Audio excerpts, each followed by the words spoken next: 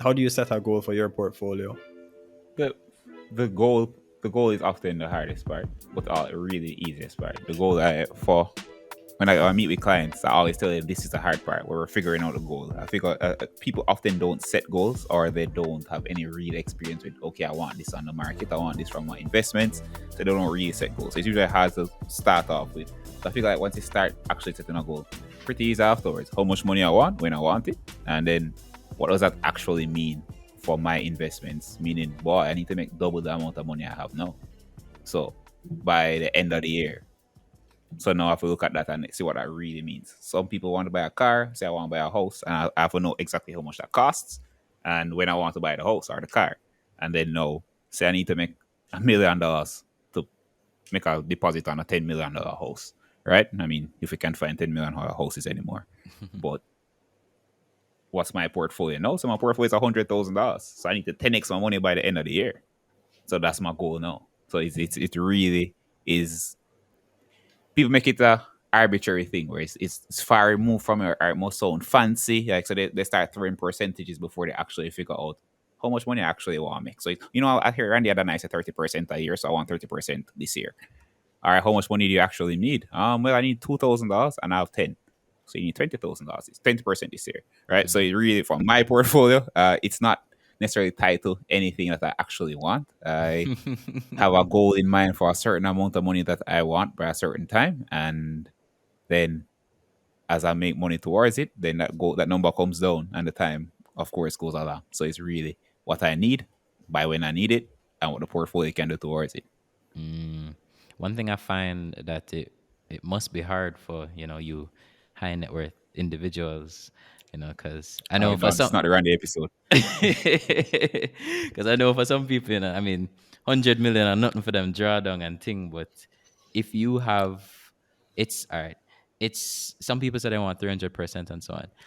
It's Mhm. much easier to make 300% off a 10 grand. You can flip an IPO and stuff like that. Definitely, you can But flip two IPOs that year, you and you're know, good. how you going to do that with 10 mil?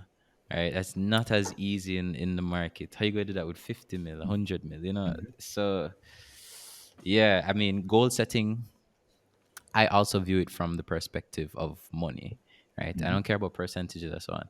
How much money do I need to fly out to England next year? Or how much Mhm. money do I need? I take it from that perspective. And I feel like a lot of people should take it from that perspective. Because a new Mhm. year, you must have goals for the rest of the year. So Mhm. what is it that you want? What you want your portfolio to do for you?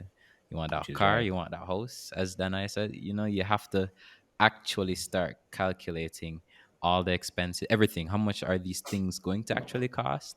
Right? Mhm. If you want to buy a new fridge for your house, how much is that going to cost? Write it Mhm. down, add it up, and say, all right, this is what I want for the end of the year. How we are gonna get there, Mhm. and then you can link you. Oh, definitely. Also, But a big you should drop in your what's actually like a shameless plug, bro. Like what Oh, is it? shameless plug? No, Yeah. no, yes, definitely a shameless plug. dhalladvisor.com. If you want investment advice, I'm right there. Talk about your portfolio, whatever goals you have, and work towards it.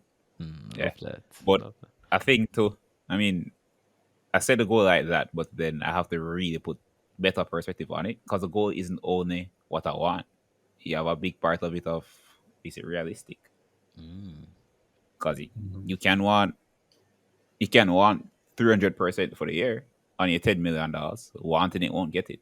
It's all right. What do I need to do towards it, and can I actually see a way towards it? If I need that money this year, if I want that money this year, and I'm gonna say, all right, cool. It's not a matter of us buying a stock and then it's gonna happen. It's what kind of work I need to do to make 300%. Do I actually understand the level of work I need to do to make 300%? Can I pick the stocks that I need to get to, and can I set actual real timelines around those things? It gets harder, of course, the higher it goes, the shorter the time. But Mm-hmm. And the risk as it's well. Are you comfortable with oh, that? definitely. Can you Can you sleep on that with sleep? all your money across that one stock? That one stock does dip Precisely. 5%. You're still fine. Yeah, Mm-hmm. you have to know. A lot of it is knowing yourself. It's realistic in I can achieve that, or I can actually do the things that are necessary to achieve that.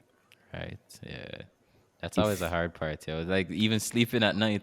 Sometimes I'm sleeping at night. I have to get up and check. It's just like, yo. It's just the best player, really and truly. Oh yeah, Check man. check back through the Gleaner articles and be like, yo, is there Turn on back anything this that? computer and go back on Mm-hmm. my money JA. I searched on this one little article to really confirm this Right. one line because Yeah. everything hinges on that. Yeah, man. Right. Sometimes I'll shout Preston like, "Yo, Preston, yo, what you think about this stuff?" Like because sometimes and there's a thing Randy used to tell us to do, but he still does. It's like stress test your theories. Like if you think this stock and you're putting your money on this, and it could be a lot of money, it could be a significant amount of your portfolio. If you're putting your money on this stock, stress test it. Right. What could go wrong? So it's that's always, and the reality has to hit you. You have to be like, all right, this is what could happen. Be honest with Yeah. yourself. Are you comfortable sitting in this Mhm. stock? Are you okay with sitting in iCrate? You never know, right? Mhm. Those are because I was gonna buy iCrate right when it was gonna turn down. I was gonna buy iCrate, and I was just like, Mhm.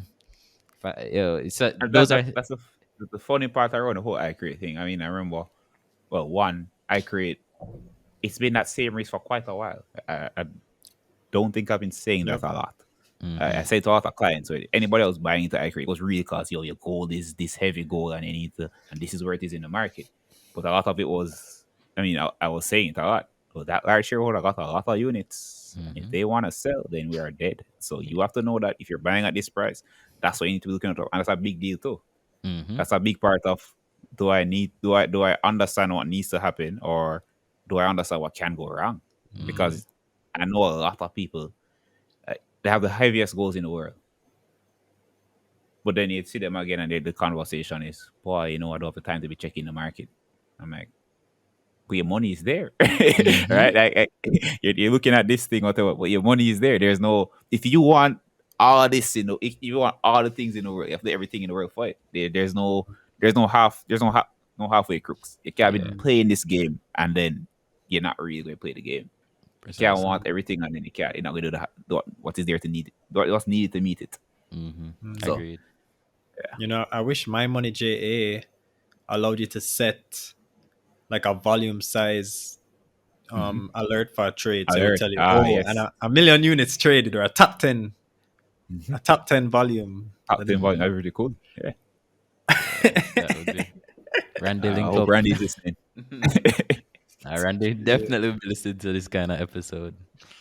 Yeah, we should have him on as well. You guys need to come on the podcast, both of Oh, them. definitely, Have definitely, like definitely. a limitless bricks. That we're gonna call it, Preston. He's right. I would want to think though, anyway, again. I would want to be in a way where we can properly talk my talk and give my trouble as much as I need to. Because, yeah, Right? again, not much of that I can do sometimes. But not my podcast this time. True, true, true. But yeah, the goal is definitely one of the harder things for me as Oh, well, for definitely. sure. It It's is the most important thing. Nothing mm-hmm, else matter. I often get that. Like I'm talking to somebody, or you guys know it. You're in the stock game. Everybody around you know you're in the stock game. But then the immediate question you get is, so we start for buy. You don't know anything about this man life. You don't know how much money this person have. You don't know how them go sleep at night when them go buy this thing. yeah. We start for buy, and then there's no, yo, 3 months down the line when they actually want the money, you never got that information. Say, hey man, go buy dollar, man. You were thinking in the next 25 years that will be worth much more.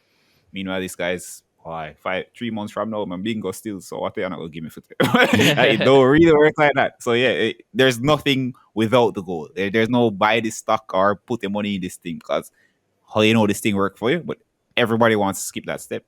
Mm, yeah, that's true. And even with your clients, is it hard? Like, what are some of the things you see from your clients that you're like, or what are some common mistakes you hear them make, or some things that they should go into like an advisory session with you knowing Oh, you mean you just said the start? You just said the first one, the goal.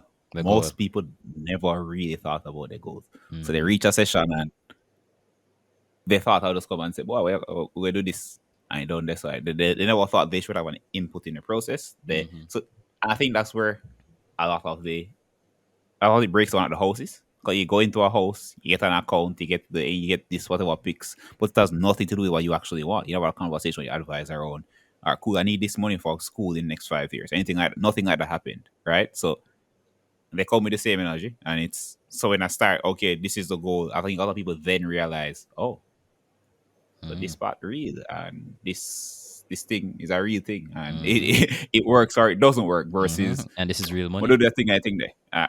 And the next part is some people just make up a goal. They make up this all enough money. I think then I can do this. I'm gonna ask him. I can't tell how much of 10x's I get. 10x in 1 month, 10x in 3 months. Mm. Jano. Or I need to triple my enough money in the next 3 months. And I'm like, whoa, whoa, whoa, hold up, wait, don't work like that. Right? They and oftentimes it don't really mean anything real to them. Like they just said it. Yeah. So they really like I've seen people where they get what they want and they just never cared, never checked. Like Mm-hmm. you got to the goal point, but I never really mean nothing to you. Just say, cool, whatever. You were checking the portfolio because portfolio wasn't supposed to make this money, whatever, whatever. You're just buying these stocks that I say. You reach there and then you come back down or whatever. Or two other stocks that you were having in the portfolio come back down. And you never sell, you're supposed to sell. I can make the goal real. So that's a big deal. So set the goal and make it real. Mm-hmm. Actually know what you want from the market, what you want from whatever investments you're going in, and invest along those lines. Otherwise, nothing happens. And then other mistakes. A lot of it comes from thing there. Just ignorance around the market, not really knowing how the market works. Or I don't mean in any deep way, like you're doing research or whatever, whatever. Just like proper, I don't really know how this thing go. So you Mm-hmm. like you buy a stock and they don't know how to sell it, or they never really looked at. Yeah, they don't know the environment they're operating in. So they just jump into this thing and whatever, and then there was no actual checking out how this thing works, how I actually benefit from this thing in a real way. Mm-hmm. So Yeah. they A have a lot of lot of people weird ideas stocks. about how Yeah, things stocks is a again. foreign concept to a lot of people. That's true. Oh yes, indeed. Um, so yeah, I can imagine. And even when I started out, I remember one thing I never used to do properly was track my gains or just Mm-hmm. track my stocks itself. Because I mean, you don't have to be looking and staring at your stock every single day and so on, but at least say, all right, have somewhere in maybe an Excel sheet on My Money JA, whatever. But like, you write it down. What price did you buy your stock at? Check the fees too. How much money Mm-hmm. did you put in, right? And where's your goal? Because Mm-hmm. you're not going to have, to me, a lot of people buy, I've seen it several times too. You'll have maybe like 10 different stocks and you'll hear, oh, yo, CPJ fly. And you're like, yeah, man, make enough money. But when you actually check how much money you have or the size of the holdings in your portfolio, it's probably like 5% of your entire portfolio, you Mm-hmm. know? So it's always good to see, to visualize your portfolio in that way. And that's why I Mm-hmm. like My Money JA because it shows you. It Mm-hmm. tells you a nice like a pie chart, right? And I Yeah, like I re- complete agreement. That is a big mistake a lot of people make. They don't track the portfolio, so mm, it ties back into at what point do you get what you actually were supposed to make? Like, cool, I was looking for 10% by XYZ, but I don't know. I don't know what 10% looks like for my money. I don't know what 10% looks like for my stocks. mm-hmm, I, and I'll never know. It just when it reaches, so if it reach when I check it at the right time versus all right, cool. I'm tracking this thing, so I know at any point I look at it, I know where I'm up, I know where I'm down, I know what the overall portfolio is doing, mm-hmm. and you measure there. But yeah, Yeah, most people don't track the portfolios. They don't track the investment at all. They just I think most people want it easy. I think that's yeah, really it. I mean, it's a new part of your life in most ways. You want every new thing for you to be as easy as possible, mm-hmm. right? But this is real work. This is actual work, Yeah, you hear and top striker Shan talking about 100 and odd percent, 200 brother, percent, mm-hmm. and you say, "Yo, me want this too. Maybe just dash some money on the Just think market some money in the market, and and the lick market that I'll go night." do it. Yeah, Or, yeah, or just some things some money in the market, and it must happen, right? Like, mm-hmm. Yeah. It's always a heavy realization mhm. by the And market, man. Trust me. Sometimes it's humbling actually more while like you because to me sometimes when all right when I just started out that was a time where you could have dashed money on the market and things would have fly. That was 2019. To me that was a great year. Right, but we haven't seen a 2019 since 2019. You know, mhm. so it and you can people To you me, need it's to only gotten understand. harder. Yeah, Since 2020, it's only gotten harder in it's only terms got. of fine. I think the market switch up on some people. What they Mhm. come and say, start of this year is not what I'm seeing now. Mm-hmm. Not what and I'm it's not seeing going to be now. the same next year. Precisely. You have to shift. That is a big again. Boy, giving me all the mistakes, but that is a big mistake as well. Like you know those persons. Boy, are long term stills. Mm-hmm. I've been holding this thing. for I'm the not gonna hold kids. this thing. Yeah, man. Boy, kids get everything bad. Keep all that's good, right?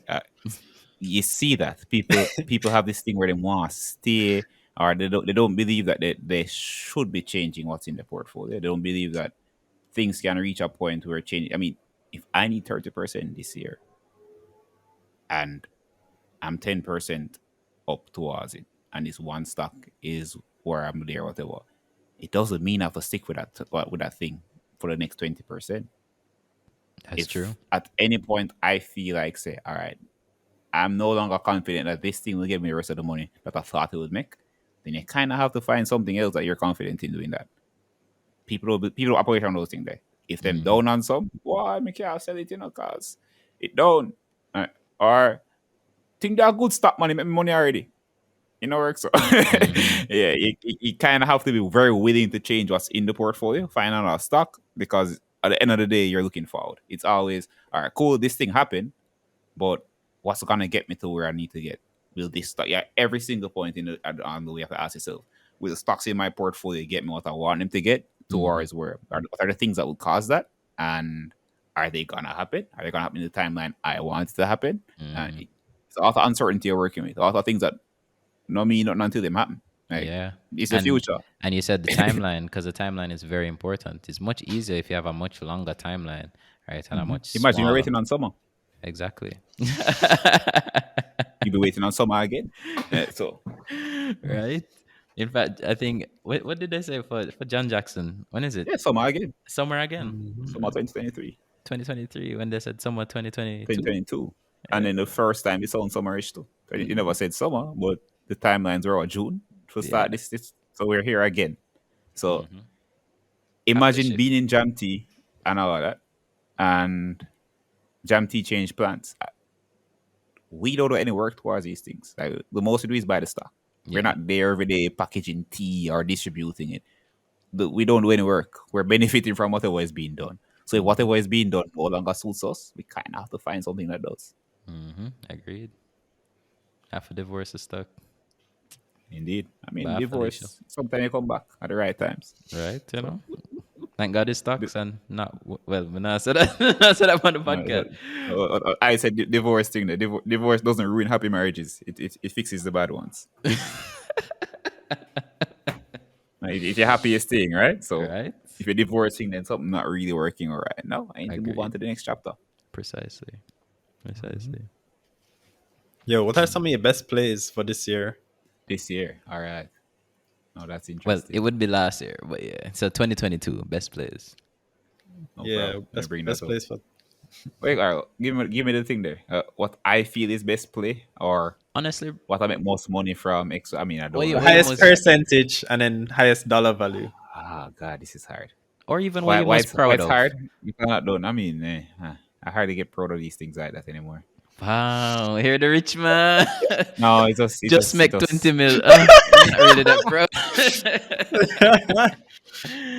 Ooh. I'll say what I liked, and it is my highest percentage gainer so far. Okay. I'll say no. Why I probably didn't want to say no because it's not really done yet, but that's fine. MFS. Mm. Why I liked it was because it was the usual watching the naysaying. I mean, I talk a lot about the naysayers. Like people have this idea that yo, I mean, I don't get it fully. Like, it's almost like people want stocks to go down, or like and Yeah, I hear it all the maybe time. throw shade on this on whoever invested in this stock for whatever reason. Like, that's not suiting you. You're not in there. You're good, right? So The when I saw that, non-fundamental yeah, investors, man. man, Yeah, how man. dare these little idiots Yeah. really make money outside of this, right? Mm. So MFS was interesting to me because I saw something happening that has happened many times before. I mean, it's not the first time. I mean, we talk about we the reporting around it's so like the first time we do a SPAC or whatever. What's a This SPAC? is not SPAC is special purpose acquisition vehicle where a company is made just to basically buy out another company and have it Hmm. listed, something like that, right? Okay, yeah. The this is not the first time we've seen a takeover. This is not the first time we've seen a company that not really looking the best, then gets taken over, gets a new management, gets some capital injection, gets some other things under the book, right? Mm-hmm. But then I was looking on Twitter, and the naysaying was strong. I was like, whoa, wait, what's going on here? Why would this be a bad thing? Like it was SLVCs being taken over. It was why, who is buying that? Mm-hmm. Or why would you buy a dead company? In my head, I'm like, how much time we have the same conversation, right? Right. So when I saw Godspeed. the naysaying, I was like, boy, yeah, man, Godspeed. I was like, thank you. I needed a look. I'm going to buy this one. And I guess the words did work out. Mm-hmm. Godspeed. I ended up at a very nice, strong triple digit percentage gain on that thing. And I think there's like for more to happen because we're not done in that race at all. That's So all. yeah, that was I really like that play specifically. When did you And start buying? Like what price? What price point? let me bring it up. Why am I laugh so? No, because when I see the MFS, I can look at the chart and I can Yeah. see where I was buying when the naysaying was happening strongest. I started by my average price on my first buys. Yeah, 107. Wow. Mm. I know it's over. I think it's over $3. It's a bit. It's around $3 today. So. 281 current market price. But yeah, it's trading up, it's trading in the threes around Mm, there. Or early in the year, coming out of last year. The CPJ, Dolphin Cove Wave, Fesco was a nice early play. Uh, You saw a lot of naysaying around that one as well. true. Mm. Yeah, How much That you the made on directors need Fesco? What percent to you made on cool off. Fesco? 2022. Here's your 118%. Nice. Wow. Wow. That's crazy. Wow. Love it. That's pretty nice. I mean, as much as we trashing iCreator, so I mean, I made a lot of money on iCreator. It wasn't a lot of money. It was a heavy percentage. I mean, I did post it when it was going up. How I was doing well with that one. Yeah, so Mm. What good price money did there. you buy it for My iCrate? 83 was my average price. 83 cents. 83 Was my cents. Wow. yeah. So, I mean, when I left, I was thing there. I mean, it was at $4 something. It was slight going down. I said, all right, cool. I held it through to say $3 something. Mm. I Mm. mean, My that's final sale on it was 233. So end of the day, yeah, it was good profit. that's great profits. Wow. Mm. Yeah, I agree. It was an interesting one. Quite. Mhm. Mm. So have Did you you hit your? achieved your goal for the year? Yes. Nice. I truthfully, my issue really is thing that I usually hit that goal pretty early, Wow. That's the and then I give problem, myself right? and then I Mm. give myself problems halfway in the middle. I mean, not bad problems most times. It's usually good problems. No, these sound like good problems. These are the problems I want to have. What? Mm. When did you hit your goal this year? Around thing that I remember. So the initial goal is hit around February. I remember talking to Randy at the time What? around thing that. Yeah, man. Me and Randy were talking about thing at the time of how much money we make since the year start, and like it's a dream. Like, early hit the goals hit. Mm-hmm. Yeah, Wow, so that's crazy. February, you start the year January 1 and you hit your goal January was next strong, month. man. January, What February was was your strong. goal? What was the goal My then? goal is usually start with 100% for the year. Mm, I was wow. far above that, My and God. Well, what helped you with that? Which play was that? yeah, the Dolphin Cove, CPJ, Fesco, Hmm. and there were what was the early other plays in the year. I mean, I remember Dolphin Co and CPJ are Good strong at before the being bad, start. right? Yeah. Good before being bad. Those really helped my portfolio for sure. After you hit the 100%, you were like, "Ah, I need to do 100% again." Nah, it was thing there. It was a it was a good amount more than 100%, right? So at the end of the day, I was for a while it was our pool where to actually set the goal no and whatever, and then it became thing there. All right, for the rest of the year, I want to make 50. Above that, no, I wrote above 50% on top of it, Hmm. but I think I need to recalibrate and reset the goals. And I think usually in an odd place at the end of the year where I'm thinking about what's to come next, or the next year will come around, and properly setting a goal around that one. Mm. So yeah, I I've said it before. I leave a couple quarters. I'll leave a quarter or so ahead of time. My my thoughts are often on what's happening next. The no is often boring as hell for me. I get you. Yeah. Mhm. So, are there any Okay. stocks you're looking forward to next year? Well, Oh, this year. definitely. I mean, now what I'm looking at, what all the people that said that sold that they might be raising money next year for one is interesting, and everybody that I'm looking at the Mayberry stocks. Some of them are, I think they're like main event. What's happening now for them is good, good, good money. It Mm-hmm. wasn't happening for them last year. And you can see the last quarter they turned around a lot of the profits and actually making some strong profits now. And I Facts. remember a quote from CEO saying he wants 500 million low interest money.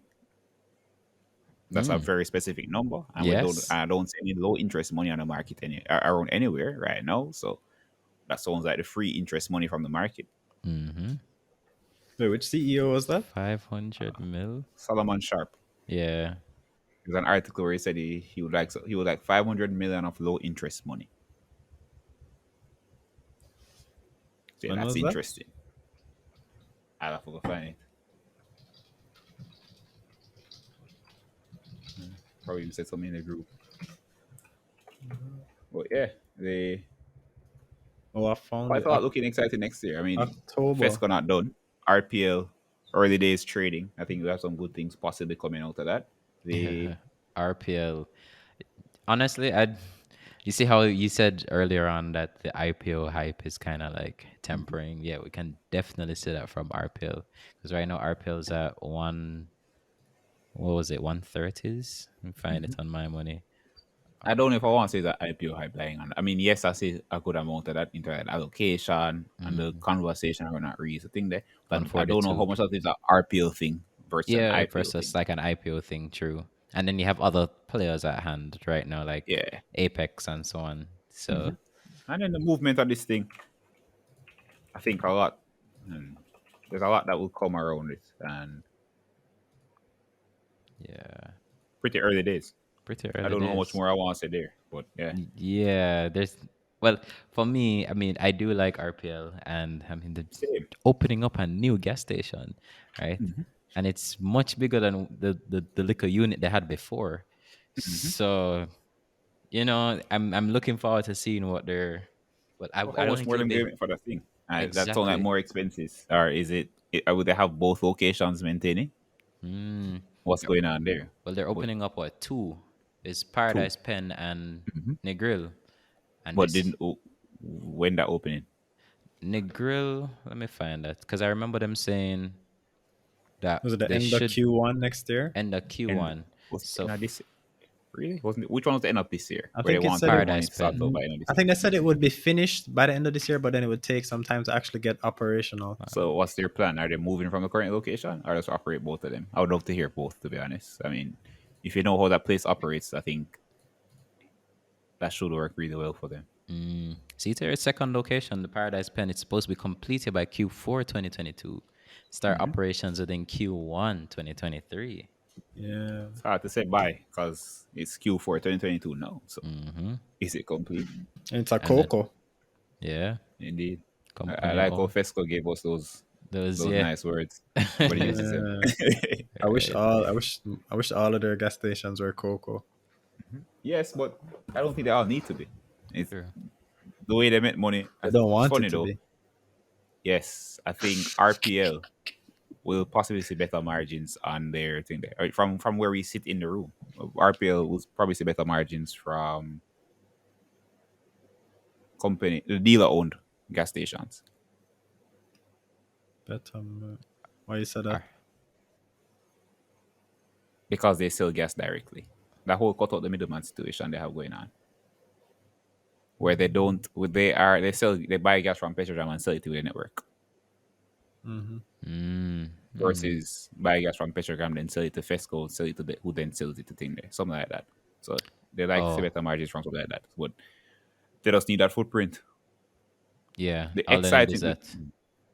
but yeah, they're doing something that Fesco is looking to go into right now. The cooking gas. And I think the cooking gas business does really well for them and can do a lot for them going forward. So yeah, I think both of them are interesting, should do well. And I'm looking forward to next year for both of them. I think Fesco have a lot of love from the market, and they already are better poised for certain things than RPL is right now. True. Hey, isn't LPG for Fesco supposed to come Next in year, this year? Yeah, next yeah. yeah. So Did I say look when out for next it. year? 2023. They said early thing there. They said in the first, I think first end of the first quarter, right at the end of the first quarter, we should see that operational. Hmm. Oh, Hmm.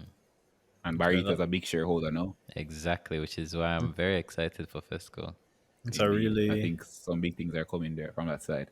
it's a Yeah. really competitive space. There are a lot of people, a lot of people selling Indeed, and two LPG now. listed. So let's see. Yeah, two listed. Well, depend how you meds it. More, Massey. Yes, but Oh, what's going on with Massey in that ring? Is Massey staying in that ring, or hmm. Is I think Massey I stay? think it's very interesting what's going on in that on that side. I think we'll see more from them. Well, Massey was brought to market by Barita, so maybe something is in the works. Hmm. Mm, That's true. Yeah. I feel like we should leave it at that. Yeah. Oh my gosh. That's what I'm saying. That's why I said I must leave it at that because I need to do some research. I'm literally writing it down to like do that. mm, Oh gosh. Okay. what's next? Yeah, man. There's so many, a ton of stuff I'm looking forward to. Even like the whole JP Panjam Oh um yes, deal. right. That whole I think it's amalgamation. exciting. I don't know how much that we will see that in the share price. Especially with I don't think this is the end of that plan. So it's really what's happening after that. I mean, you've Mm-hmm. seen it. Nobody really seemed to care in terms of from a share price perspective. True. So what's going to make the market care? That's Yeah. What is it's gonna pretty make the interesting what market they're cake? doing as a company. A lot of I think Which one? if any JP? oh both of them, Well, both of them. both of them. Panjam Yeah. actually has another way other than Sagicor to make money, Yeah, Mm-hmm. make and profit. the usual old real estate. Yeah, yeah. Just So let's yeah, just I throw think in a some lot. farming while we're at it. Indeed. And then I now mean, they're part tourism. one of the biggest real estate guys in the game. And now Even though we tourism. just call it real estate like that. Yes, Yeah. it's As pretty we, interesting what they're doing. And yeah. now JP Phantom now doing other things, and JP getting ready to do other things. I can remember I was reading about JP doing like this tourism thing at one of their farms. Like you could, maybe it was like a banana farm, and you could go Like a to like tour or maybe something a, like that, right? but it was like you'd stay there though. There was like a cottage or something for you, so you could stay there overnight and then also get to tour the farm. And it was almost like, you know how I guess we would have Port Royal trips and stuff like that. Hmm. Yeah. Mm, That's pretty interesting. yeah. To probably read it. I think it was. I'm trying to remember if it was in Saint Mary. I think it was called agritourism. Hmm. Yeah, they said they That's wanted to build interesting. accommodations at their farm in Saint Mary for domestic and international tourists. So they're even targeting the domestic market. Hmm. The real That's thing for them, interesting. the thing is that with JP, you really have to focus on where they make most of their money though, because it's really the shipping side. Yes, So as but much they're as the getting that farming is shipping. cute, I Hmm. mean, when I look at it, I think when I looked at the food and drink, that's like 10% of their profits this year. Hmm. What Shipping a is like, game changer. There used to be way more thing there, way more balanced across the board. No, No, yeah. that shipping side has been built up over the last 3 years into a wicked, wicked thing. yeah, As you mean it's good like a war acquisition. chest.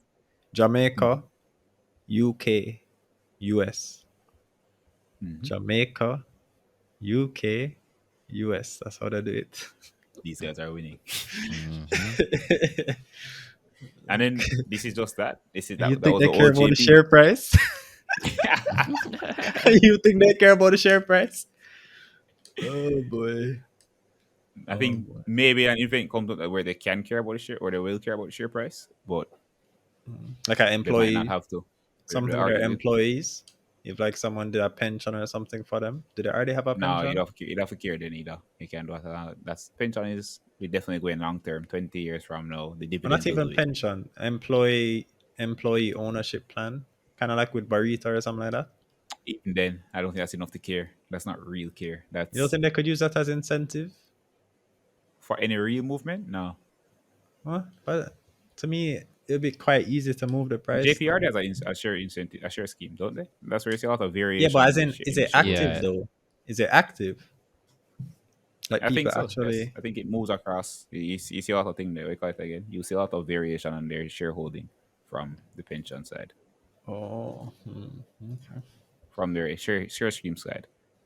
But I think JP. I don't know that that's the kind of event I'm talking about. That wouldn't be it. I think it's kind of things where you have to capitalize on your share price. You have to use your share price to make certain moves. Until then, I not. So I don't see that effect just yet. Employee share scheme, that has not been a thing in the past where I see people seeing strong care. I mean, Mm. I'm trying to speak very guardedly, but Right. yeah, I've yet to see a company have an employee share scheme, and then I feel like the share price is care. JMB is a share scheme, don't they? Awkward. I mean, Yo, Danhai doesn't want us to get any sponsorship, you know. He's like, I don't get no sponsorship, so you guys can't get any either. let's say it's a one wild guess I was talking, man. But yeah, most companies don't care about the share price.